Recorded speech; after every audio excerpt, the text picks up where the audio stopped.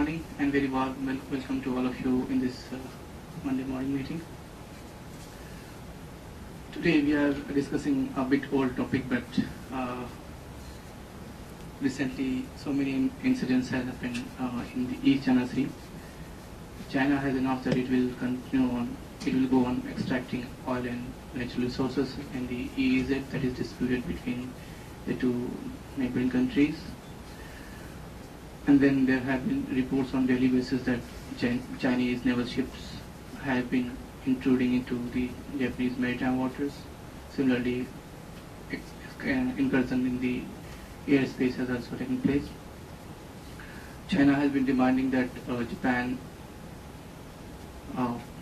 reverts back to the status quo of the Senkaku.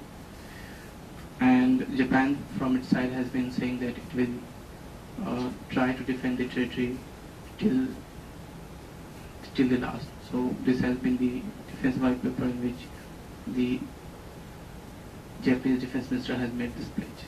So I thought we should discuss this issue, and also we should discuss the impact of the territorial dispute between the two nations, politically and economically as well. So today we have invited Rukmani Gupta to give an assessment. Thank you. Thank you. I'll keep my comments very brief so we have more time for discussion, and I'm sure most of you are well aware of the details of the China-Japan dispute over the Senkaku Diaoyu Islands. My assessment of the bilateral relationship essentially is divided into three parts: the diplomatic relationship, the military relationship, and the economic relationship. So beginning with the diplomatic aspect of the bilateral relationship, with the coming in of Prime Minister Noda in 2011, there was hope that the Japan-China relationship would improve, because Noda had essentially recommended that high-level talks between China and Japan continue, and he had proposed a cooperative maritime mechanism between the two countries to resolve maritime issues, or at least talk about how these incidents should be handled. And this would include incidents of Japanese vessels colliding with Chinese fishermen boats, or the other way around, or the straying of Chinese vessels into Japanese territorial waters, etc. And since 2011, since September in fact, when they had the first round of these talks and they had actually spoken about establishing a hotline between the two countries, there has been no forward movement on high-level talks of this nature between China and Japan. Since then, especially with the coming in of Prime Minister Abe, China has characterized Japanese policy on the Senkaku as being composed of three no's. First of all, no recognition of there being a dispute. Secondly, that there will be no concession from Japan on this issue of there being no dispute. And the third is that there will be no dialogue. And China has itself laid down preconditions to any high-level dialogue with Japan, saying that although the status quo of the islands in the Chinese vision would mean that it should reverse the nationalization of the 3 of the 5 Senkaku Islands, this is not going to happen. In lieu of this, China has suggested that there should be a 12 nautical mile no entry zone around the islands, and this would be the precondition for any political dialogue on this issue. Clearly there is therefore a diplomatic stalemate as far as the two countries are concerned, and their political relationship hasn't improved since the nationalization of the islands in September last year. On the military front, as you are well aware, and the media keeps pointing this out, there have been increased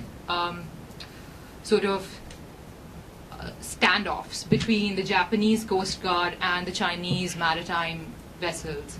And in December last year was the first time that Chinese Air Force had actually entered into Japanese airspace over the Senkaku. So the first time since Japan has started keeping records of incursions into its airspace, this happened in December. And since then, in January, we saw that there were reports that a Chinese frigate had locked a radar lock on a Japanese vessel.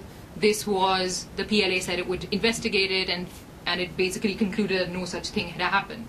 As a consequence of this, in the military realm for China, in March there was the announcement that there will be a new national oceanic administration. So to my mind, on the Chinese side, there is an attempt to consolidate its maritime resources as a consequence of this frequent standoff with Japan. And also there is a coordination of patrolling around the Senkaku, which is authorized at the highest level. Whereas prior to March, we could say that perhaps this radar lock was a decision made by the captain of the Chinese ship. This is no longer the case. So militarily, clearly, there is a standoff that continues.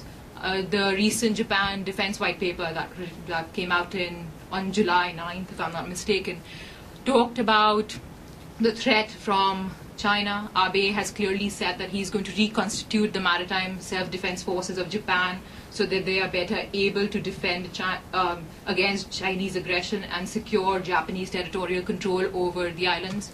Furthermore, in the last week, Japan has announced that it will undertake a survey of 400-odd islands in the East China Sea and will attempt to nationalize these and name these in accordance to its own policies. So it can be expected that there will be a military escalation of sorts, or at least there will be some sort of standoff between the two countries. So clearly, diplomatically, militarily, the two countries' bilateral relationship is not very good. Now, when we come to the economic aspect, and this has been spoken of a lot since last year, since the anti-Japan riots in September, October in China, and the assumption is that there has been a considerable decrease in the economic relationship. This is actually not true.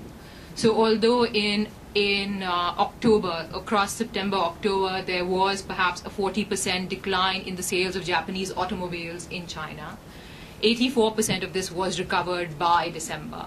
And since then, they have actually, companies like Toyota and Honda have revised their sales outputs. So if you look at Toyota, for instance, it is seeking to sell almost 900,000 cars this year, which will be an increase of over 10,000 units of its best sales record in China.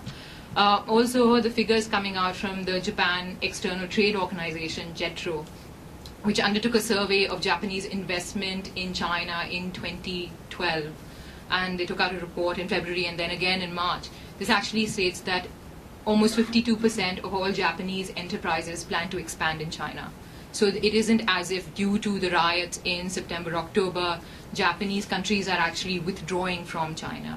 The biggest cause for halting expansion plans has been the increase in labor costs and production factors within China. So we see that Japanese enterprise, like other countries, is seeking to invest across Southeast Asia to take better advantage of the lower production costs there.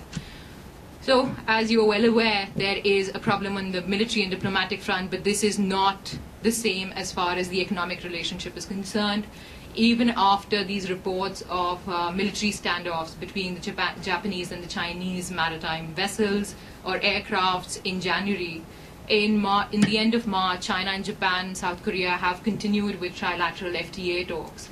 So it is expected that perhaps the next round would happen in the coming weeks, but we do not know if the Chinese precondition for dialogue with Japan, which is recognition of a dispute over Senkaku, will also extend to any dialogue between the three countries, that is South Korea, Japan, and China. The problems for the future as far as the bilateral relationship are concerned is clearly, number one, is the fact that the LDP has one majority in the upper house as well. And it is expected that Prime Minister Abe will push for strengthening Japan's self-defense forces. He has continuously spoken about perhaps a possibility of revision of Article 9 of the Constitution, which would enable Japan to not restrict its self-defense forces only to a defensive capability.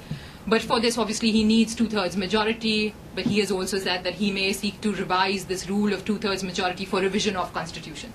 So it remains to be seen just how far Abe will go.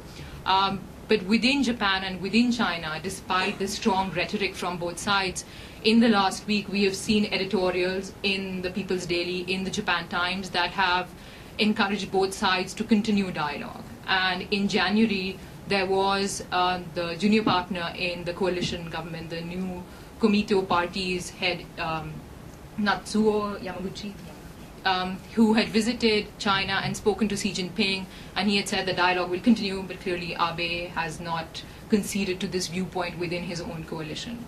The problems for the future are, one, that China's military capability is very different from what it was 10 years ago. So although these problems between China and Japan have existed for the last many decades, the propensity of standoffs, especially in the military realm, did not exist the way it does today. So the first fear is that you could have incidents at sea, or you could have clashes like in September 2010 with the Japanese Coast Guard that could essentially escalate.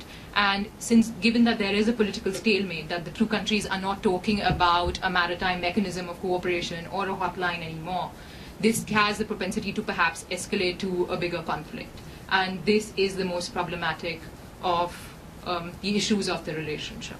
So I'll stop here, and if there are any questions, I'll be happy to answer them.